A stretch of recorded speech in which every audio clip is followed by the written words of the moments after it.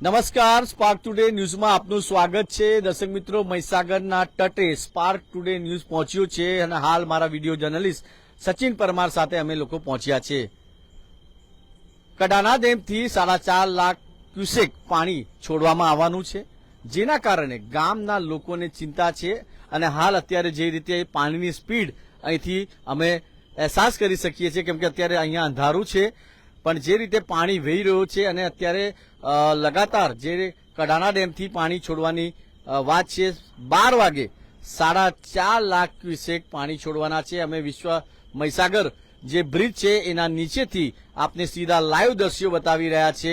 મારા video journalist Sachin Parmar સાથે અમે પહોંચ્યા છે અને ગામના લોકો પણ અમારી સાથે આવ્યા છે. ચિંતા એ સતાવી રહી છે કે જે રીતે પાણી છોડવાની વાત કરવામાં આવી છે, કેમ કે 1 લાખ હોય કે 2 લાખ હોય, પણ 4.5 લાખ ક્યુસેક પાણી છોડવાના છે. તંત્ર દ્વારા એલર્ટ કરી દેવામાં આવ્યું છે. અહીંના સરપંચ ના દ્વારા પણ ગામના લોકોને કહી દેવામાં આવ્યું છે અને જે રીતે ગામના લોકોને ટેન્શન છે, કેમ કે આ પાણી મહીસાગર નદીના તટના આસપાસમાં જે ગામડાઓ આવેલા છે એને અસર કરે છે. તમામ લોકો આપ જોઈ રહ્યા છો કે મહીસાગર નદીના ગામડાના લોકો છે. 1 જ કલાકના વરસાદના વડોદરામાં જલબંબાકારની જેવી સ્થિતિ થઈ ગઈ હતી. વડોદરામાં જે 1 કલાકમાં વરસાદ પડ્યો અને એની વડોદરાની જે સ્થિતિ કરી, અને અહીંયા તો હવે હમણાં ખબર મળી છે કે 12 વાગે રાત્રે 4.5 લાખ ક્યુસેક પાણી છોડવાના છે. તો હવે ગામજનો પર બી એક ભયનો માહોલ તો તોડાઈ રહ્યો છે. ટેન્શન વધી રહ્યું છે. જી બિલકુલ ટેન્શન લાગી રહ્યું છે, કેમ કે ટેન્શન તો હોય જ ને. પાણી છોડવાના છે, કેમ કે પાણી તો છોડી જ દીધું છે. આવું એ તો જણાવી દીધું કે પાણી તો છોડી જ દીધું છે. બીજું કે અહીંયા ઓલરેડી પાણી તો છે જ, 2 દિવસ પહેલા વધેલું છે, પાણી તો છે જ. બીજું 4 લાખ ક્યુસેક પાણી છોડ્યું છે. 4 લાખ ક્યુસેક પાણી જયારે વધશે તો પછી ભયનો માહોલ તો બનશે જ ને. સામાનની ચિંતા, ઘરની ચિંતા. હા, ચિંતા તો કોને ના હોય, ચિંતા તો હોય જ ને.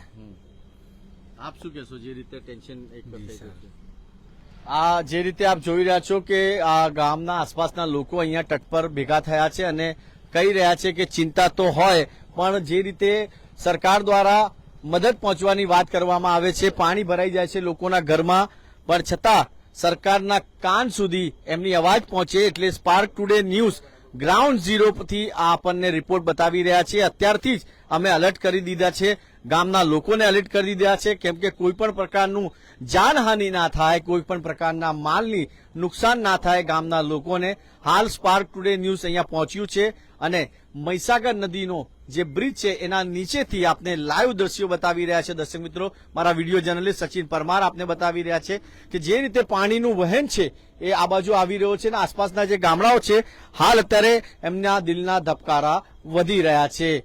સવાલ એ છે કે સરકાર કહી તો દે છે કે ભાઈ અમે પાણી છોડીશું, પણ પાણી છોડ્યા પછી કોઈ જોવા નહીં આવતું. આ એક શું કહેશો ભરતભાઈ, જે રીતે સરકારને બી થોડું ધ્યાન રાખવું જોઈએ, કેમ કે અધિકારીઓએ લેખિતમાં મોકલી આપે છે કે ભાઈ આટલા લાખ પાણી છોડી દઈશું, પણ ગામમાં પાણી ભરાઈ જાય, ઘરમાં પાણી ભરાઈ જાય, લાખોનું નુકસાન થઈ જાય, એની ભરપાઈ કોઈ નહીં કરતું.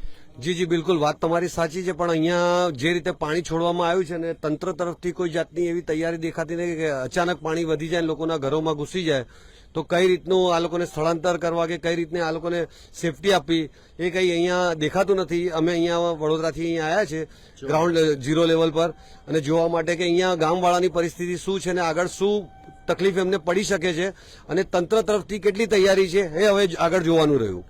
સવાલ એ છે દર્શક મિત્રો, અમે બી આશા રાખીએ કે તંત્રના કાન સુધી અને સરકારમાં બેઠેલા જે અધિકારી હોય કે નેતા હોય એમના કાન સુધી આ વાત પહોંચે, ગામના લોકોની અવાજ પહોંચે. આપ જોઈ શકો છો કે અત્યારે મારી પાછળ જે બ્રિજ છે મહીસાગર નદીની ઉપરથી જે રેલવે જાય છે એ બ્રિજના ઉપરથી જઈ રહી છે. મારા વિડીયો જર્નલિસ્ટ સચિન પરમાર આપને બતાવશે. આ ટ્રેન પણ અહીંયાથી જઈ રહી છે. પાણીનું હવે લેવલ તો ધીરે ધીરે વધી રહ્યો છે, કારણ કે કડાણા ડેમ હોય કે સરદાર સરોવર ડેમ હોય, તમામ જગ્યાઓથી હાલ અત્યારે પાણી છોડવામાં આવી રહ્યા છે. હવામાન વિભાગ દ્વારા કહેવામાં આવ્યું છે કે આવનાર દિવસો આપણે માટે સારા નથી, ગુજરાત માટે સારા નથી. તો પ્લીઝ સ્પાર્ક ટુડે ન્યૂઝ પણ અપીલ કરે છે કે જો કોઈ કામ ના હોય તો મહેરબાની કરીને આ 4 તારીખથી લઈને 8 તારીખ સુધી કોઈ જગ્યા ના જતા અને મહેરબાની કરીને વરસાદમાં પોતાના બાળકોનું ધ્યાન રાખજો. 2 વ્હીલર લઈને નીકળતા હોય તો ખાડાનું આગળ ધ્યાન રાખજો. 4 વ્હીલર લઈને નીકળતા હોય તો પાણીમાં ના નાખતા અને વીજ થાંભલા પાસે મહેરબાની કરીને ના ઉભા રહેતા, કેમ કે ઘણા બનાવ એવા બન્યા છે કે વીજ થાંભલાથી કરંટ લાગીને લોકોએ પોતાનો જીવ ગુમાવ્યો છે. આપણા ઘરનું લાલ ક્યારે જતું રહે ને દર્શક મિત્રો, ત્યારે એ ઘરને જ ખબર હોય. સવાલ ઘણા બધા ઉભા થયા છે, સરકારની કામગીરી પર ઉભા થયા છે, અધિકારીઓની કામગીરી પર ઉભા થયા છે. ફક્ત મદદના નામે કાગળ પર મદદ પહોંચાડી દે, પણ જ્યારે ગ્રાઉન્ડ ઝીરો પર ગામના લોકોએ અમે પૂછ્યું કે ભાઈ તમને કોઈ જાતનું કોઈ પૂછવા આવ્યું છે, તો અત્યાર સુધી તંત્ર તરફથી કોઈ પણ એમને પૂછવા નથી આવ્યું. કોઈ પણ વાત એવી નથી કરી કે જો પાણી આવશે તમારા ઘરમાં તો અમે તમને અહીંયાથી શિફ્ટ કરી દેશું. સ્પાર્ક ટુડે ન્યૂઝ પોતાની જવાબદારી નિભાવી રહ્યો છે અને આજે રાતે પણ આપ જોઈ શકો છો દર્શક મિત્રો કે 10 વાગવા આવ્યા ત્યારે બી અમે મહીસાગરના તટે કિનારે ઉભા છે અને ગામના લોકો સાથે ઉભા છે અને આશા રાખીએ કે સરકારના કાન સુધી આ ગામના લોકોની વાત પહોંચે અને કંઈ પણ એમને તકલીફ પડે કે ઘરમાં પાણી આવે તો એમની મદદ તરત સરકાર કરે એવી આશા સ્પાર્ક ટુડે ન્યૂઝ પણ રાખી રહ્યો છે.